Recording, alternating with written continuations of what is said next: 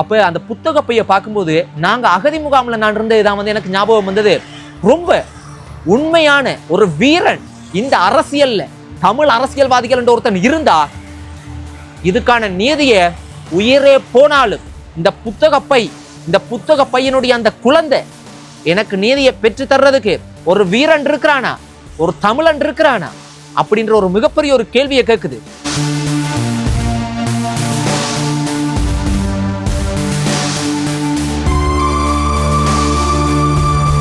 இந்த செம்மணி அப்படின்ற மனித புதைகுழி தோண்ட தொடங்கி போராட்டம், இந்த புத்தகப்பை எத்தனை எலும்புக்கூடுகள்லாம் வெளியில வருது. ஒரு நாள் கடக்க முடியாம இருக்கு, அவ்வளவு வேதனையும் துன்பமா அவ்வளவு கஷ்டமா இருக்கு. ஆனா இந்த மியூசிக் ப்ரோக்ராமும் இசை கச்சேரியும் கூத்தடிச்சு கொண்டு திரியுறீங்க. உங்களுக்கு இதெல்லாம் கதைக்கிறதுக்கு நேரம் இல்லைன்னு ஐயா, இதுல எல்லாம் நீங்க கலந்து கொள்றதுக்கெல்லாம் நேரம் இல்லை. நாளைக்கு உங்களை மாதிரியான துரோகிகள் இருக்கிறனால தான் ஐயா RCTMS என்று சொல்லப்படக்கூடிய ஒரு பாடசாலைக்கு 2-3 கிலோமீட்டர் நடந்தே போவோம். நாங்க கூட்டமா எல்லாம் சேர்ந்து போவோம், ஒரு டீமா போவோம். சின்ன வயசனுக்கு அப்ப அந்த நேரத்துல ராணுவம் இருப்பாங்க. அதாவது பிரதான வீதியிலிருந்து ஒரு கொஞ்சம் தள்ளி காட்டுக்குள்ள வந்து பனைமரத்துக்கு கீழே வந்து ஒரு 2-3 ஆமி வந்து கொஞ்சம் தள்ளி இருப்பாங்க, ஒளிஞ்சிருப்பாங்க. அவங்களுக்கெல்லாம் அந்த நேரத்துல பயம், இந்த இயக்கமதி சம்பந்தப்பட்ட விஷயங்கள் அப்படின்னா கடும் பயம். மெயின் ரோட்ல நிக்க மாட்டாங்க, உள்ளுக்கு தான் இருப்பாங்க.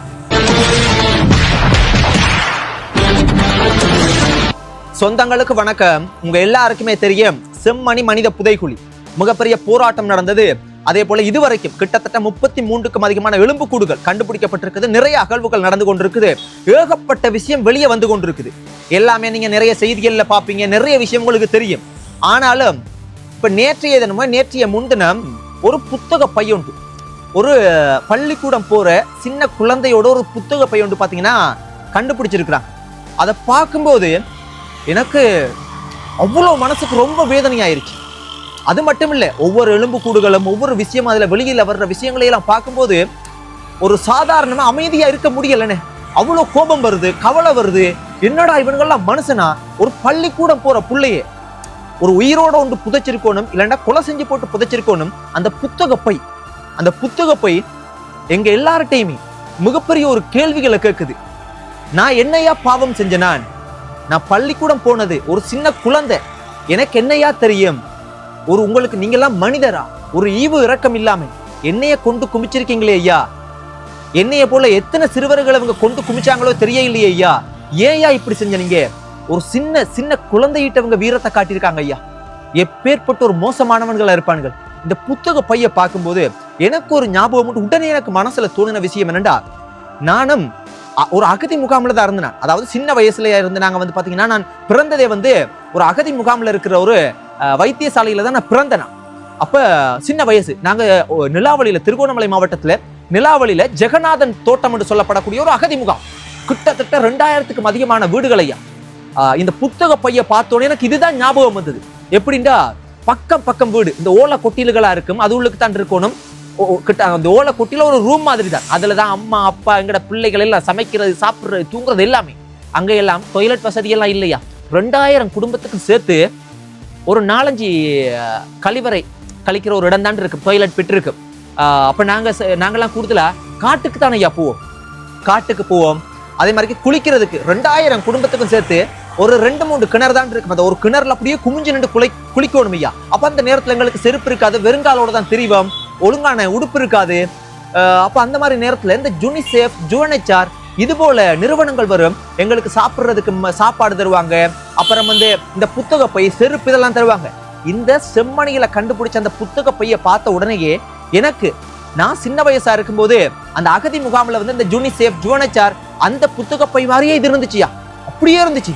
அப்ப எனக்கு என்ன தோணுச்சுண்டா, எங்களையும் நாங்க வந்து அந்த அகதி முகாம்ல இருந்து நாங்க பாடசாலைக்கு போவோம். RCTMS என்று சொல்லப்படக்கூடிய ஒரு பாடசாலைக்கு 2-3 கிலோமீட்டர் நடந்தே போவோம். நாங்க கூட்டமா எல்லாம் சேர்ந்து போவோம், ஒரு டீமா போவோம். சின்ன வயசனுக்கு அப்ப அந்த நேரத்துல ராணுவம் இருப்பாங்க. அதாவது பிரதான வீதியிலிருந்து ஒரு கொஞ்சம் தள்ளி காட்டுக்குள்ள வந்து பனைமரத்துக்கு கீழே வந்து ஒரு 2-3 ஆமி வந்து கொஞ்சம் தள்ளி இருப்பாங்க, ஒளிஞ்சிருப்பாங்க. அவங்களுக்கெல்லாம் அந்த நேரத்துல பயம், இந்த இயக்கமதி சம்பந்தப்பட்ட விஷயங்கள் அப்படின்னா கடும் பயம். மெயின் ரோட்ல நிக்க மாட்டாங்க, உள்ளுக்கு தான் இருப்பாங்க.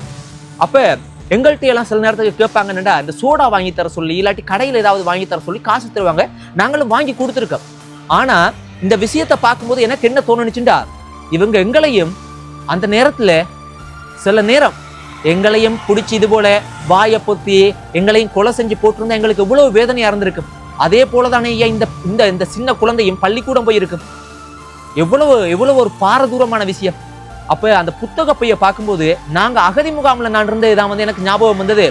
ரொம்ப உண்மையான ஒரு வீரன் இந்த அரசியல்ல, தமிழ் அரசியல்வாதிகள் என்ற ஒருத்தன் இருந்தா இதுக்கான நீதியை உயிரே போனாலும் இந்த புத்தக பையனுடைய அந்த குழந்தை எனக்கு நீதியை பெற்று தர்றதுக்கு ஒரு வீரன் இருக்கிறானா, ஒரு தமிழன் இருக்கிறானா அப்படின்ற ஒரு மிகப்பெரிய ஒரு கேள்வியை கேட்குது.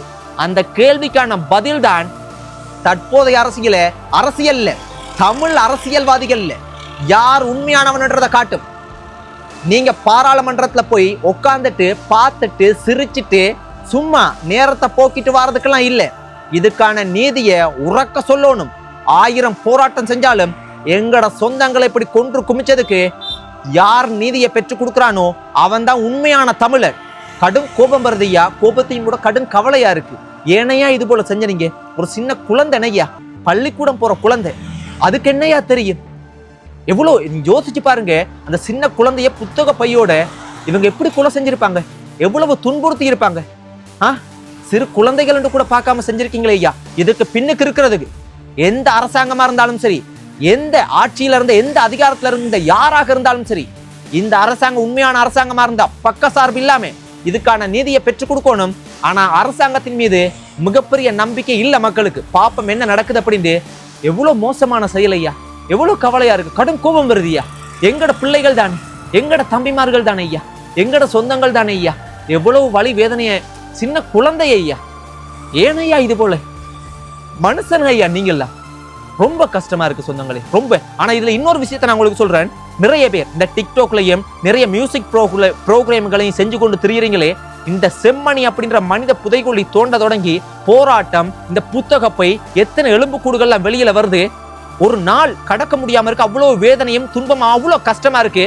ஆனா இந்த மியூசிக் ப்ரோக்ராமும் இசை கச்சேரியும் கூத்தடிச்சு கொண்டு திரியுறீங்க. உங்களுக்கு இதெல்லாம் கதைக்கிறதுக்கு நேரம் இல்லைன்னு ஐயா. இதுல எல்லாம் நீங்க கலந்து கொள்றதுக்கெல்லாம் நேரம் இல்லை. நாளைக்கு உங்களை மாதிரி இருக்கிற உங்களை மாதிரியான துரோகிகள் இருக்கிறனால தான் ஐயா இது போல சம்பவங்கள் நடக்குது. இந்த செம்மணி மனித புதைகுழி இதுக்கான நீதி கிடைக்கிற வரைக்கும் எங்கட சொந்தங்கள் உண்மையான சொந்தங்களா இருந்தா இந்த டிக்டாக்ல இந்த ஆடுறதும் பாடுறதும் கூத்தடிக்கிறதெல்லாம் கொஞ்ச நாளைக்கு நிறுத்திட்டு, இந்த இசை கச்சேரிகள் என்றெல்லாம் நடத்துறதெல்லாம் நிறுத்தி போட்டு இதுல ஈடுபட்டு இதுக்கான நீதியை பெற்றுக் கொடுக்கறதுக்கு உண்மையான சொந்தங்களா இருந்தா, உண்மையான தமிழனா இருந்தா இதுல ஈடுபடணும். கடும் கோபமும் கடும் பெரும் கோபம் வருது அதெல்லாம் கேட்கும் போது. புத்தக பையா, சின்ன குழந்தை ஐயா, என்ன பாவம் ஐயா அது செஞ்சிச்சு. உண்மையான ஒரு வீரனா இருந்திருந்தா செஞ்சிருக்க மாட்டான். இது ஒரு கோழையால தான் செய்ய முடியும். ஒரு சிறு குழந்தைகிட்ட வந்து ஒரு வீரத்தை காட்டியிருக்காங்கடா, எப்பேற்பட்ட ஒரு கோழையாக இருப்பாங்க. இதை கதைச்சா கடும் கோபமும் கடும் வேதனையும் கடும் துன்பமுமா இருக்கு.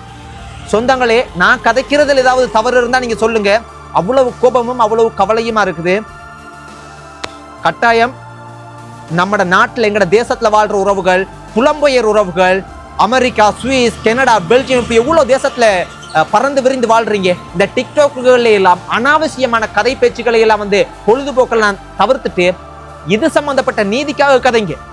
நிறைய பொழுதுபோக்குகளை எல்லாம் கொஞ்ச நாளைக்கு ஓரமா வைங்க.